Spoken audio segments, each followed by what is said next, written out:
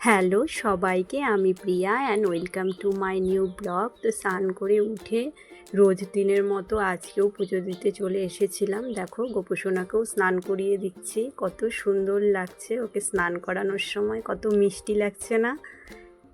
এই তো স্নান করানো কমপ্লিট। তারপর সুন্দর করে সাজিয়ে গুছিয়ে ফুল দিয়ে প্রসাদ দিয়ে দিলাম। আজকে প্রসাদে ছিল আম আর কলা, কারণ আম এখন শেষের দিকে, তাই আজকে গোপুসোনাকেও আম দিয়ে দিয়েছিলাম। একটু হাওয়া দিয়ে দিচ্ছিলাম, কারণ এত গরম, লাগাতার বৃষ্টি হওয়ার পরে যখন রোদ উঠে সত্যিই খুব গরম লাগে। এই তো আমার পুজো দেওয়া কমপ্লিট।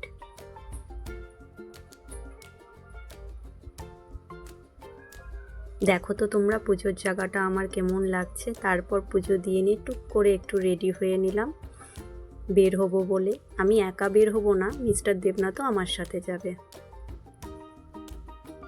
এই তো মিস্টার দেবনাথও রেডি হয়ে গেছে, বের হয়েও পড়লাম দুজন মিলে।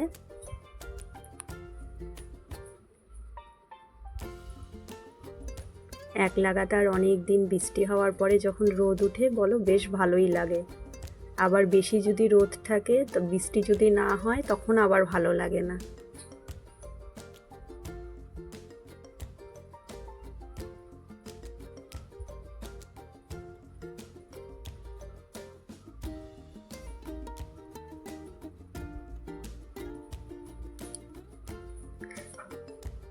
দেখো তোমাদের একটা জিনিস দেখাচ্ছি, কি সুন্দর বজরংবলী আর ভোলে বাবার ছবি এখানে, সুন্দর না?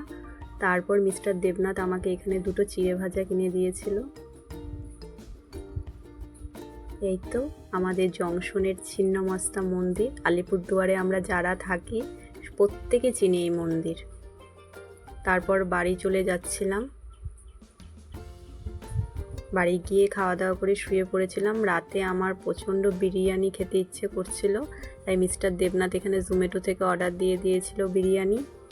তো আজকের ব্লগটা আমার এতটুকুই। যদি তোমাদের ভালো লেগে থাকে অবশ্যই লাইক কমেন্ট শেয়ার করে দিও।